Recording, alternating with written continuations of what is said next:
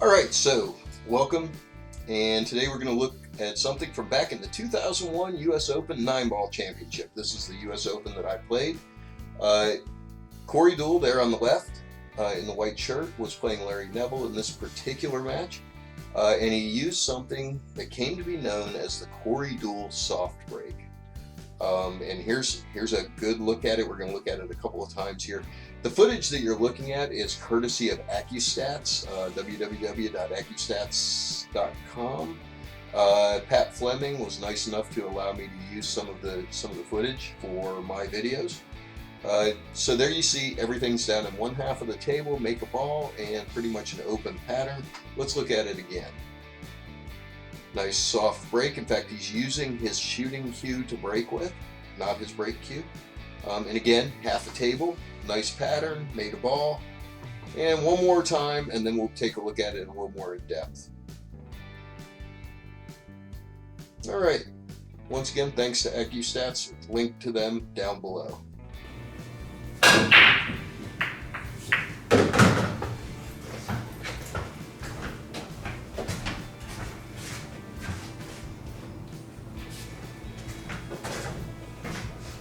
And there you have it, the original Cory Deuel Soft Break. So you may have noticed a couple of things. So first of all, at the US Open in 2001, which is where this break came from, Cory debuted it, or he might have been using it before then, but the first major tournament where this played a part was the 2001 US Open. And Cory Deuel did an incredible job with this break. So you have to understand the context of this. So the 2001 US Open was sponsored by Sardo Tight Racks. Okay, and the Sardo Tight Rack, I'll show it to you along with the gentleman who invented it. All right, so this is Carmine Sardo with the Sardo Tight Rack. And you can see it's kind of interesting. We'll take another look at it here. This is not Carmine, this is another guy that was doing some racking duties. And a little better look at it, you basically roll the balls up into it in order. He's missing a ball. So you basically roll the balls up into it, and then you squeeze the two handles, which supposedly freezes them down on the table. This contraption, at the time, now I don't know if it's still true, I don't know if they're even still in business, but at the time, the Sardo Tight Rack was a gimmick. So they sponsored the 2001 US Open. It was the first US Open with diamond tables. So it was first US Open with diamond tables. It was the debut of the Sardo Tight Rack, and it was an interesting tournament, to say the least. Because of the Sardo Tight Rack, they actually made a rule change for that US Open, and we found out about it in the players meeting the night before the first round. What they found out was with the Sardo Tight Rack, the wing ball was going every time. Now, if you look at the templates and the breaks that we use with the template, you'll find that the wing ball goes almost every time. Well, that's because with a frozen rack, that's how it works. But they wanted to slow the matches down. They wanted to have, they didn't want just massive strings of racks from everybody. So they made two rule changes. Number one, they used a 9-inch breaking box on the head string. So that was from here to here on the head string. The second thing you'll notice is that I don't have these racked with the 1 on the spot. They're racked with the 9 on the spot. That was the second rule change, and that's the one everybody hated. Everybody could deal with breaking from the box, but nobody had a good break for the 9 on the spot. All of the breaks were that everybody used were designed for the one on the spot, because that's what the rule was everywhere, except this US Open. And the reason for that is that, as I said, with the Sardo Tight Rack, the wing ball was going in every time. Now, you heard me call it a gimmick. Let me tell you what they did to prepare the tables. So what they did is they had a template similar to the one that I have here. And what they would do is they would take a drop of water and put it in the hole, and it was a complete template. It wasn't just this outline of the outside balls. It was actually, it included the 9 ball and all of these balls as well. And what they would do is they would put a drop of water in the hole, they'd take a ball and set it in the hole, and then they'd hit it, and they would pound the crap out of it. And it left dimples in the table. In the practice room, we didn't even bother with the Sardo rack. We just set the balls in the dimples and they were frozen. It took more time to get the rack out and put it up there and squeeze the handles and everything else than it did to just set them in the dimples and call it a day. It also made shooting across the area around the spot a minefield. If you slow rolled across the spot, you'd see the balls wiggle between the dimples.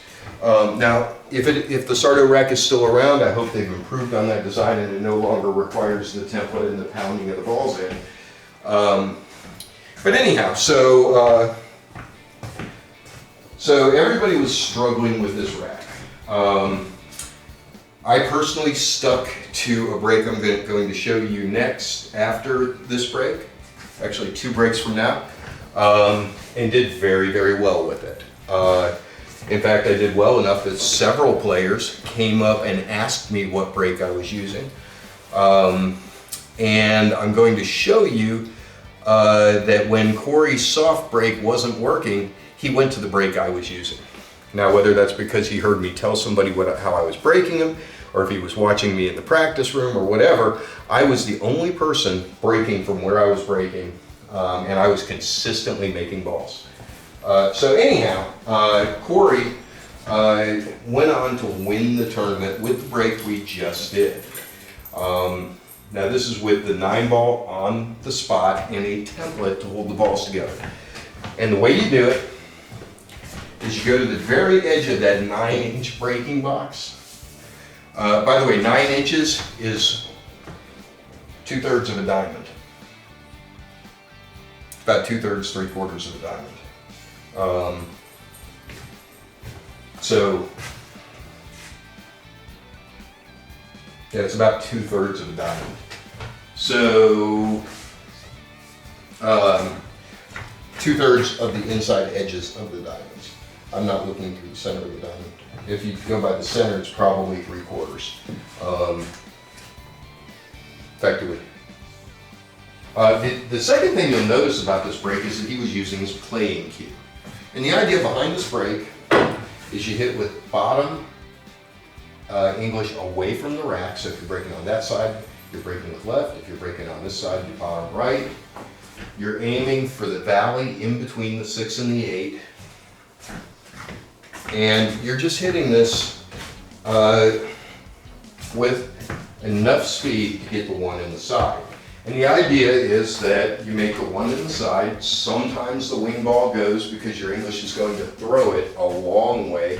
That tangent line's way up here. So when that 4 ball goes here, it means it got thrown. So we're going to put the 1 in the side. We're going to maybe make the 4 in the corner. Those 2 balls are your big chance of going. Sometimes you'll get something in this side, usually the 8 ball. But you're really trying for the 1 or the 4. You're trying to keep the balls spread out, and you're trying to set up a half table pattern. You're trying to leave everything on that half of the table.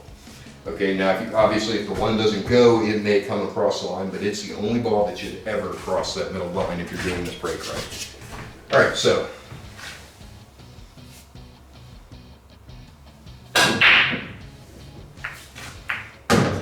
So I hit that too hard, you see the 8 came up. I made the 1 in the side like you expect. We've got everything spread out in this half table. I hit it just a little bit too hard. That 8 came across the center line. That'd still be okay. The good thing here is the 2-ball didn't freeze to the 9, which happens quite often. We did make the 1, but you can see this break is designed to just leave a nice little pattern on this half of the table. I hit it too hard, the 8-ball came past the side. Oh well, happens. And by the way, the 2-9 is dead in the corner. Although I won't be able to take it from where the cue ball is. I hit it. If I hit that softer, that cue ball comes off the rail and just comes up out to the middle of the table, which is what you're trying to do. I hit it too hard. So that's the soft break that was the original soft break. Now the problem with it is nobody racks the 9 on the spot now. That was a gimmick just to support the Sardo rack, or that was a rule change caused by the equipment with the Sardo Tight Rack.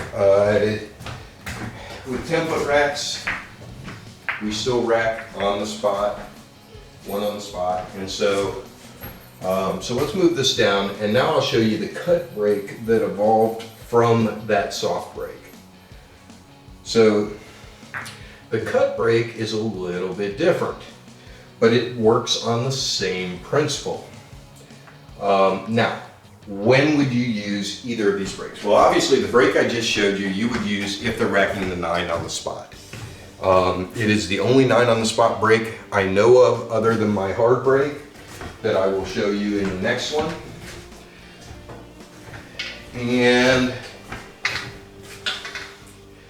But now, so the cut break, you break from the same place, but we're going to reverse the English. We're going to use bottom left.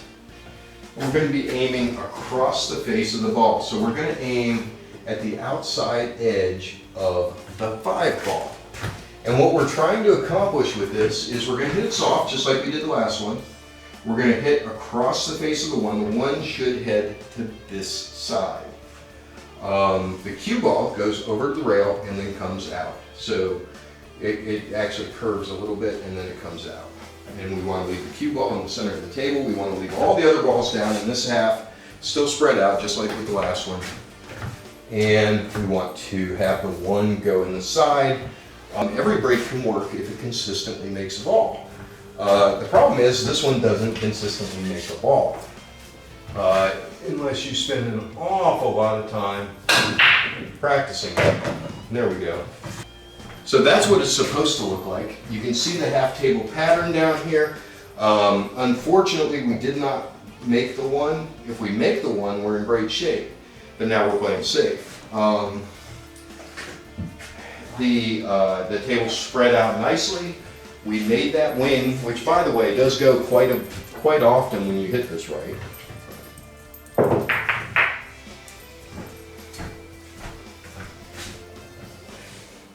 It's not a horrible break, but there are better options. We're doing this from outside of the breaking box, so this doesn't apply for a breaking box. It doesn't apply.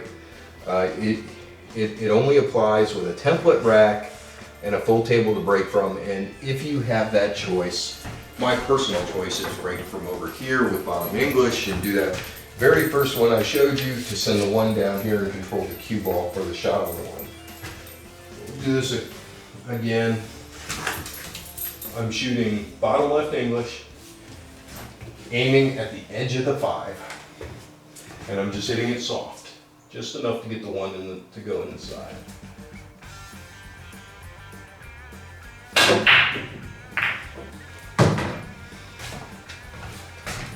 And again, you can see that 1, it may set up by the side if I hit this just a little bit harder.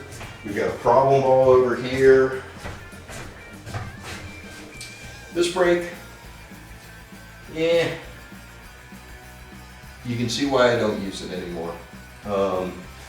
It really only applied to the rules at that 2001 US Open. And the truth of the matter is that if Cory hadn't won that tournament, Yeah, that brake never would have got seen its rise. However, coming out of it, we do have the soft brake that we did first. Okay, so where you come out here and you hit bottom English, just a little bit of bottom of this brake. Hit it too good, made the one, didn't want to make the one. But that brake is much more consistent than the soft brake, the way that it was originally done. Again, it's a brake that was designed for the rules, and if you ever run into rules where the 9 is racked on the spot, well, hey, that'd be a good brake to know. With that, I am going to let you go, and we will see you next time.